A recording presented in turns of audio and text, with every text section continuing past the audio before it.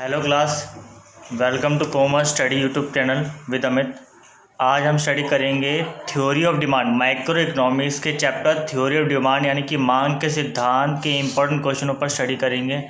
So start करते हैं। First question में आपका इसमें से बनता है कि मांग के 3 या 5 निर्धारक तत्व बताइए। ठीक है, ये क्वेश्चन आपसे आ सकता है और ये क्वेश्चन इस तरीके से भी आ सकता है कि मांग को प्रभावित करने वाले कारकों का संक्षिप्त विवरण करें। ठीक है, अब इसका आंसर स्टडी करते हैं। तो कौन कौन से कारक है, कौन कौन से तत्व है जो मांग को प्रभावित करते हैं या मांग को निर्धारित करते हैं। ठीक है, पहला आता है वस्तु की कीमत यानी कि प्राइस ऑफ द कमोडिटी। तो डिटेल में इसमें स्टडी करते हैं कि वस्तु की कीमत यानी कि प्राइस ऑफ द कमोडिटी में क्या आता है। तो मांग को प्रभावित करने वाला सबसे महत्वपूर्ण जो निर्धारक तत्व है वह है कीमत। ठीक है, प्राय एक उपभोक्ता कम कीमत पर वस्तु की अधिक मात्रा खरीदने के लिए तैयार होता है तथा अधिक कीमत पर वह कम वस्तु खरीदने को तैयार होता है। ठीक है, अर्थात वस्तु की मात्रा तथा उसकी कीमत में हमेशा ही ऋणात्मक संबंध होता है। यानी कि जो वस्तु की मांग है और वस्तु की मांग की जो मात्रा है उसका वस्तु की कीमत के साथ, याद रखना, वस्तु की मांग की मात्रा का वस्तु की कीमत के साथ ऋणात्मक नेगेटिव संबंध होता है, नेगेटिव रिलेशन होता है। अगर कीमत ज़्यादा है तो वस्तु की मांग कम होती है और कीमत कम है तो वस्तु की मांग ज़्यादा की जाती है। ठीक है, अब नेक्स्ट टॉपिक आता है, इसमें उपभोक्ता की आय यानी कि इनकम ऑफ द कंज्यूमर। तो इसका क्या इफेक्ट पड़ता है। एक वस्तु की मांगी जाने वाली मात्रा उपभोक्ता की आय पर भी निर्भर करती है। मांगी जाने वाली मात्रा पर आय का प्रभाव वस्तु की प्रकृति के आधार पर भी पड़ता है, जिसकी व्याख्या इस प्रकार से है। तो याद रखना कि एक कंज्यूमर की इनकम पर भी डिपेंड करता है किसी वस्तु की मांग का। जो वस्तुएं होती है कई टाइप की होती है, जैसे कि एग्जाम्पल के लिए पहला आ जाता है सामान्य वस्तुओं की दशा यानी कि in case of normal goods. अगर नॉर्मल गुड्स है, सामान्य वस्तुएं है, तो उसका आय और मांग पर क्या इफेक्ट पड़ता है। इस दशा में उपभोक्ता की आय तथा उसकी वस्तु की मांग में धनात्मक संबंध यानी कि पॉजिटिव रिलेशन पाया जाता है। दूसरे शब्दों में हम कहें तो आय की वृद्धि से वह वस्तुओं की अधिक मात्रा खरीदेगा। कौन सी वस्तुएं, सामान्य उपयोग की वस्तुएं, नॉर्मल गुड्स को। तो जो नॉर्मल गुड्स है, सामान्य वस्तुएं हैं, आय का उनके साथ पॉजिटिव रिलेशन होता है, धनात्मक संबंध होता है। जब उसकी आय बढ़ती है, कंज्यूमर की जब आय बढ़ती है तो नॉर्मल गुड्स को ज़्यादा खरीदेगा और कंज्यूमर की जब आय कम हो जाती है तो नॉर्मल गुड्स को कम खरीदेगा। ठीक है, आय का इनके साथ धनात्मक संबंध होता है। इसमें आपका आरामदायक वस्तुएं, विलासितापूर्ण वस्तुएं आदि को शामिल किया जाता है। ऐसी वस्तुएं जो ह्यूमन की लाइफ को अच्छा करती है, उसके जीवन जीने का जो ढंग है वो सुधारती है और जो जीवन की ज़रूरत के अलावा, इसमें ज़रूरत वाली चीज़ों के बारे में नहीं बोला गया है, ज़रूरत के अलावा कहा गया है सामान्य वस्तुएं जिनका हम नॉर्मली यूज़ करते हैं अपने जीवन में। ठीक है, उन वस्तुओं का संबंध आय के साथ, उनका रिलेशन जो है वो पॉजिटिव होता है। अगर आय बढ़ती है तो सामान्य वस्तुओं को ज़्यादा खरीदा जाएगा, आय घटती है तो सामान्य वस्तुओं को कम खरीदा जाएगा। और दूसरी होती है घटिया किस्म की वस्तु यानी कि घटिया पदार्थ in case of inferior goods. तो इंफीरियर गुड्स यानी कि घटिया पदार्थों का आय के साथ कैसा रिलेशन होता है। घटिया पदार्थों की दशा में ऐसा आय तथा मांग का संबंध जो है वो ऋणात्मक होगा।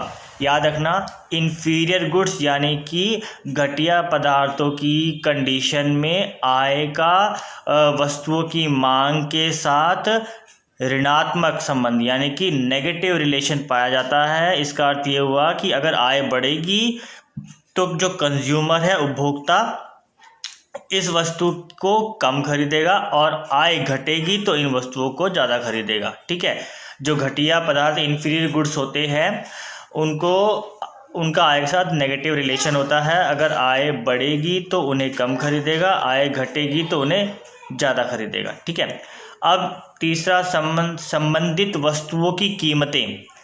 तो तीसरा जो फैक्टर है वो है संबंधित वस्तुओं की कीमतें, यानी कि प्राइस ऑफ रिलेटेड गुड्स। तो संबंधित वस्तुओं की कीमतों का भी मांग के निर्धारक तत्व में ये भी एक पॉइंट आता है। संबंधित वस्तुएं दो प्रकार की होती है, पहला है पूरक पदार्थ, दूसरा है प्रतियोगी पदार्थ या प्रतिस्थापन पदार्थ। तो पहले बात करते हैं पूरक पदार्थ कौन से होते हैं। पूरक पदार्थ मतलब कॉम्प्लीमेंट्री गुड्स। कॉम्प्लीमेंट्री गुड्स कौन से होते हैं?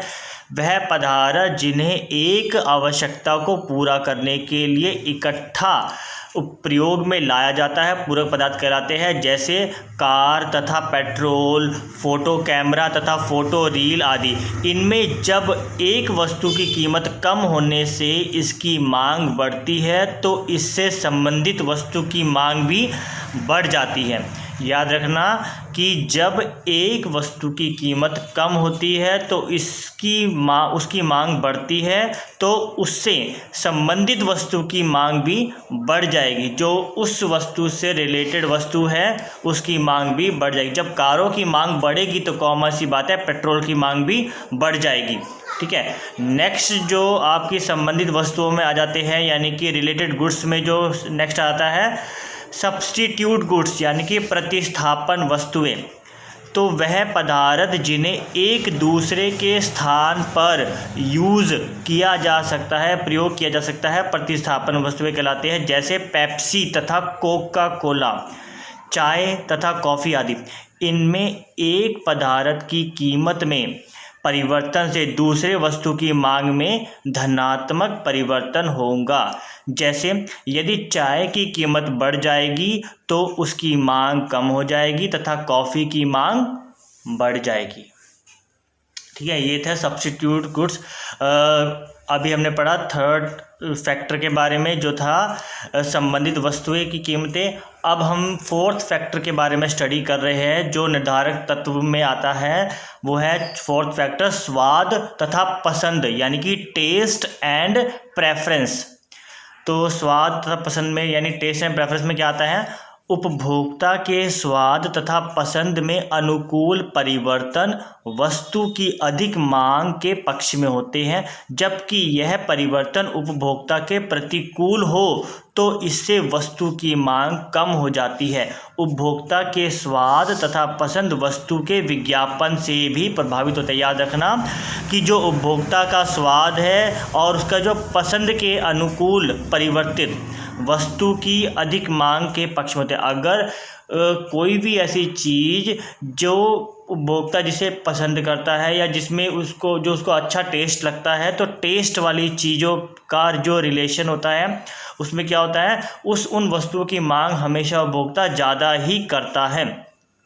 ठीक है, नेक्स्ट आता है पांचवा फैक्टर भावी संभावनाएं, फ्यूचर एक्सपेंडिचर। वस्तु की मांग भविष्य में कीमत परिवर्तन की संभावनाओं पर भी निर्भर करता है। याद रखना जो वस्तु की मांग होती है भविष्य में कीमत परिवर्तन की संभावनाओं पर भी निर्भर करता है। अगर हमें लगता है कि कीमत अधिक होगी तो क्या होता है, यदि अधिक लोग विशेष वस्तु की कीमत में वृद्धि की संभावना रखते हैं तो वह वर्तमान समय में इसकी अधिक मांग करेंगे। अगर हमें लगता है कि कोई ऐसा प्रोडक्ट है, या जैसे एग्जाम्पल के लिए हमने मान लिया कि गोल्ड, तो गोल्ड की हमने एक संभावना कर ली है, पॉसिबिलिटी देख ली है कि फ्यूचर में इसके प्राइस बढ़ने वाले हैं, तो आज ही उसकी डिमांड बढ़ जाएगी।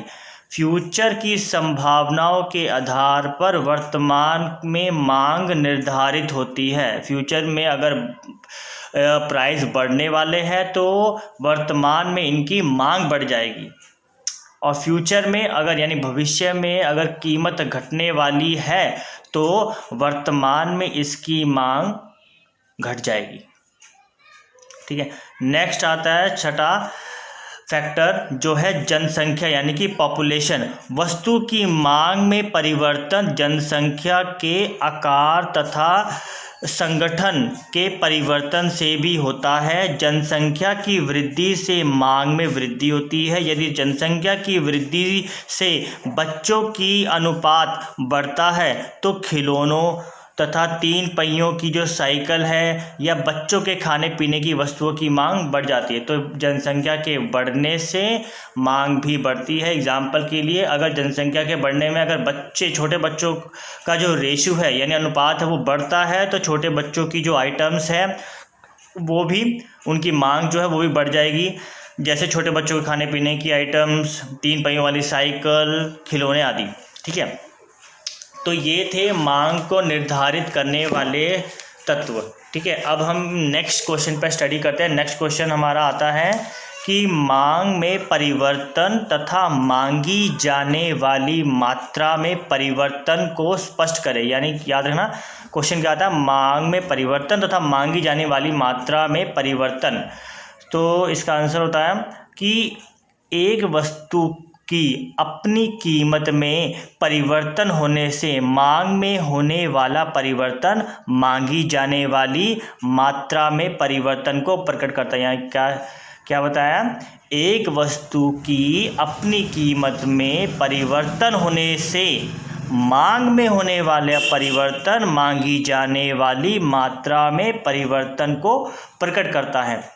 यह कीमत तथा मांग में विपरीत संबंध को प्रकट करता है, जबकि मांग में परिवर्तन मांग में बाईं अथवा दाईं ओर, जो मांग में परिवर्तन होता है वो मांग में बाईं अथवा दाईं ओर के परिवर्तन को प्रकट करता है। दूसरे शब्दों में अगर हम इसको बोलें तो मांगी जाने वाली मात्रा में परिवर्तन कीमत परिवर्तन के कारण होता है, जबकि मांग में परिवर्तन अन्य तत्वों में परिवर्तन के कारण होता है। याद रखना इस चीज़ को, ये मेन लाइन है, इसको ध्यान से सुन लो कि मांगी जाने वाली मात्रा में जो परिवर्तन है कीमत में परिवर्तन के कारण होता है, जबकि मांग में परिवर्तन जो है वो अन्य तत्वों में परिवर्तन के कारण होता है। दूसरा आता है कि मांगी जाने वाली मात्रा में परिवर्तन की अवस्था में उपभोक्ता उसी मांग वक्र पर रहता है, जबकि मांग में परिवर्तन की अवस्था में वह अन्य मांग वक्र पर स्थानांतरित हो जाता है। अब इसे आप स्क्रीन पे जो डायग्राम आ रहा है उससे भी आप यहाँ पे समझ सकते हो किस तरीके से हुआ है। नेक्स्ट जो इसमें इम्पोर्टेंट क्वेश्चन आपका बनता है वो है मांग के नियम का अर्थ बताइए और मांग वक्र दाहिनी और ढलान क्यों होती है। ये क्वेश्चन इस तरीके से भी आ सकता है कि मांग वक्र क्या होती है, मांग वक्र का ढलान नीचे की ओर क्यों झुका हुआ होता है। और ये क्वेश्चन इस तरीके से भी आ सकता है कि मांग का नियम क्या होता है, यानी कि लॉ ऑफ डिमांड क्या होती है, यह क्यों लागू होता है, यह अप्लाई क्यों किया जाता है। तो स्टार्ट करते हैं। मांग का नियम क्या होता है, law of demand. What is law of demand. तो अन्य बातें, अन्य तत्व समान रहे तो मांग वस्तु की कीमत के साथ उल्टा संबंध रखती है। याद रखना, अन्य बातें समान रहे तो वस्तु की कीमत का मांग के साथ उल्टा संबंध होता है। इससे मांग वक्र ऋणात्मक ढलान वाला बनता है तथा ऊपर से नीचे की ओर झुका हुआ होता है, जैसा कि आपको डायग्राम पर स्क्रीन पर शो हो रहा है। अब है मांग वक्र यानी कि डिमांड कर्व के नीचे की ओर झुके होने के कारण। फर्स्ट रीज़न है घटती सीमांत उपयोगिता का नियम, यानी कि law of diminishing marginal utility. Law of diminishing marginal utility यानी कि घटती सीमांत उपयोगिता का नियम इसमें लागू होता है। इसमें क्या डिटेल होती है कि जो मांग का नियम है घटती सीमांत उपयोगिता के नियम पर आधारित होता है। हमें पता है कि सीमांत उपयोगिता वक्र की ऋणात्मक ढलान होती है, इसीलिए मांग वक्र इस पर आधारित होने के कारण ऋणात्मक ढलान वाली होगी। अर्थात जैसे जैसे कंज्यूमर उपभोक्ता किसी वस्तु की अधिक मात्रा खरीदता है, उसकी सीमांत उपयोगिता तेजी से कम होती जाती है। इसीलिए उपभोक्ता भी तभी इस वस्तु की अधिक मात्रा खरीदेगा जब उसकी कीमत कम होगी। याद रखना, उपभोक्ता उसकी अधिक मात्रा तभी खरीदेगा जब उसकी कीमत कम होगी। नेक्स्ट है उपभोक्ताओं की संख्या में परिवर्तन, यानी कि change in the number of consumer. Detail में पढ़ते हैं। जब एक वस्तु की कीमत कम होती है तो इसका उपभोग उपभोक्ताओं द्वारा अधिक किया जाता है, जिससे वस्तु की मांग बढ़ती है। इसी प्रकार जब कीमत बढ़ती है तो वस्तु उपभोक्ता की पहुंच से बाहर होने लगती है, जिससे इसकी मांग कम होती है। रखना, जब कीमत घटती है तो मांग बढ़ती है और उपभोक्ताओं की संख्या भी बढ़ जाती है, और कीमत बढ़ती है तो उपभोक्ताओं की संख्या कम हो जाती है, वो मांग कम करने लग जाते हैं। नेक्स्ट है एक वस्तु के विभिन्न प्रयोग, यानी कि different users of a commodity. Third point है वस्तु के एक ही वस्तु के विभिन्न प्रयोग, यानी कि different users of a commodity. बहुत सी वस्तुओं के कई प्रयोगों में डाला जा सकता है। बहुत सी वस्तुओं के कई सारे प्रयोग हो सकते हैं, जिससे मांग वक्र नीचे की ओर बाएं से दाएं की ओर झुकी हुई होती है। जब वस्तु की कीमत ज़्यादा होती है, ऊंची होती है, उसका प्रयोग उपभोक्ताओं द्वारा केवल महत्वपूर्ण चीज़ों में ही, महत्वपूर्ण उद्देश्यों तक ही सीमित रह जाता है। जब वस्तु की कीमत ज़्यादा होती है तो केवल कुछ ही चीज़ों में प्रयोग किया जाता है उसका, और जब कीमत घट जाती है तो उसका कई सारी चीज़ों में प्रयोग किया जाता है, तो उससे डिमांड भी उनकी बढ़ जाती है। अब फोर्थ पॉइंट आता है आय का प्रभाव, यानी कि इनकम इफेक्ट। एक वस्तु की कीमत में परिवर्तन उपभोक्ताओं की वास्तविक आय को प्रभावित करता है। जब कीमत कम होती है तो उपभोक्ता की वास्तविक आय में वृद्धि होती है, जिससे वह वस्तु की अधिक मात्रा खरीदने के लिए उत्साहित होता है, और मांग की यह वृद्धि आय पर प्रभाव डालती है। मांग की यह वृद्धि आय प्रभाव कहलाती है। सो फोर्थ पॉइंट है आपका आय प्रभाव, यानी कि इनकम इफेक्ट। तो एक वस्तु की कीमत में परिवर्तन उपभोक्ता की वास्तविक आय को प्रभावित करता है। जब कीमत कम होती है तो उपभोक्ता की वास्तविक आय में वृद्धि होती है, जिससे वह वस्तु की अधिक मात्रा खरीदने के लिए उत्साहित होगा, और मांग की यह वृद्धि आय प्रभाव कहलाती है। पांचवा पॉइंट आता है प्रतिस्थापन प्रभाव, यानी कि सब्स्टिट्यूशन इफेक्ट। क्या होता है? प्रतिस्थापन प्रभाव से भी मांग वक्र नीचे की ओर बाएं से दाएं की ओर झुकी होती है। जब एक वस्तु की कीमत कम होती है तो वस्तु के प्रतिस्थापनों, यानी कि सब्स्टिट्यूशनों की कीमत स्थिर रहने पर उपभोक्ता उस वस्तु की मांग अधिक करेगा। याद रखना, प्रतिस्थापन प्रभाव से भी मांग वक्र नीचे की ओर बाएं से दाएं की ओर झुकी होती है। जब एक वस्तु की कीमत कम होती है तो वस्तु के प्रतिस्थापनों की कीमत स्थिर रहने पर उपभोक्ता उस वस्तु की मांग अधिक करेगा। अगर मान लो कोई ऐसा प्रोडक्ट है, उसका प्राइस हो गया है कम, और जो उसके सब्स्टिट्यूट जो अदर प्रोडक्ट है जो उसकी जगह यूज़ किए जा सकते थे, मान लो एक प्रोडक्ट है उसका प्राइस हो गया है 10 से लेकर 7 रुपये पे पहुंच गया, लेकिन बाकी जो अदर प्रोडक्ट है उनका सेम, जो उससे मिलते जुलते प्रोडक्ट है, उनका 10 का 10 ही रहा है। तो उस कंडीशन में क्या करेंगे, जिस प्रोडक्ट का प्राइस 7 रुपये हो चुका है उसकी डिमांड ज़्यादा हो जाएगी। ठीक है।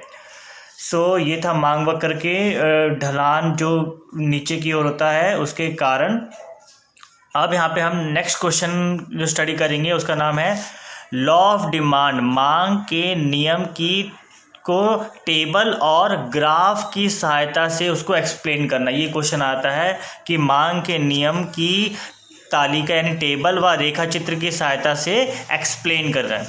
तो आंसर आता है, सबसे पहले तो आपको इसमें मांग के नियम का अर्थ बताना पड़ेगा कि मांग का नियम निश्चित समय में वस्तु की कीमत तथा मांग के क्रियात्मक संबंध की व्याख्या करता है। इस नियम के अनुसार अन्य बातें समान रहे तो मांग कीमत के प्रति उल्टे ढंग से परिवर्तित होती है।